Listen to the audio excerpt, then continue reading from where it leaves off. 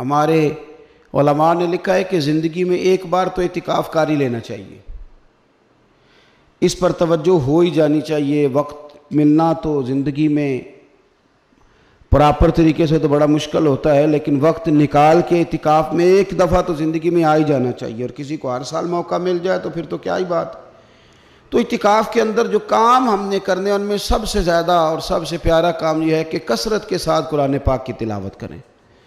نبی پاک صلی اللہ تعالیٰ علیہ وآلہ وسلم رمضان المبارک میں قرآن پاک کا دور فرماتے تھے حضرت جبریل امین علیہ السلام کے ساتھ، اور جس سال حضور کا وصال ظاہری ہوا اس سال حضور فرماتے ہیں 2 مرتبہ قرآن پاک کا دور کیا۔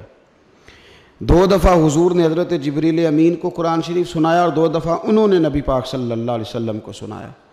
تو بہت کثرت کے ساتھ قرآن پاک کی تلاوت کی جائے۔ ایک پہلو اور بھی ہے اس کا، اس پر بھی آپ توجہ کریں گے۔ قرآن مجید کو پڑھنا بھی ضروری ہوتا ہے، اور صحیح پڑھنا سب سے زیادہ ضروری ہوتا ہے۔ تو اگر آپ کسی ایسی مسجد میں تشریف فرما ہیں جہاں آپ کے لیے بندوبست کیا گیا ہے، تو کوشش کریں کہ وہاں قاری صاحب سے، عالم صاحب سے، امام صاحب سے آپ قرآن مجید کو سیکھیں۔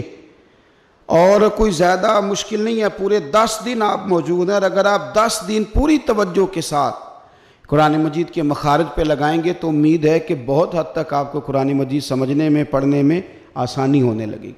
دوسرا، اعتکاف میں جب آپ موجود ہیں تو آپ کو کوشش کرنی ہے کہ آپ محاسبہ نفس پر توجہ دیں۔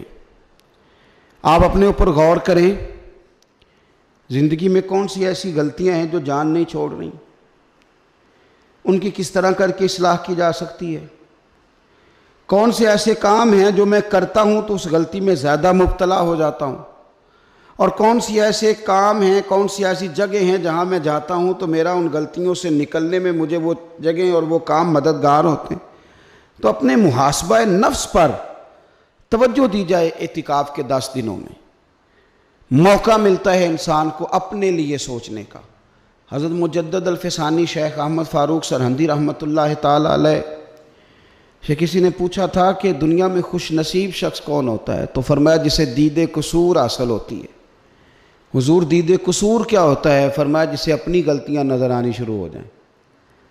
جب اللہ تعالیٰ کسی کے ساتھ بھلائی کا ارادہ کرتا ہے تو اس کی کمزوریاں، اس کی غلطیاں اس کے سامنے لاتا ہے تاکہ اسے اصلاح کا موقع ملے، اور جب ایسا نہیں ہوتا تو پھر تو لوگ جب غلطی مانیں گے ہی نہیں تو اصلاح کیسے ہوگی؟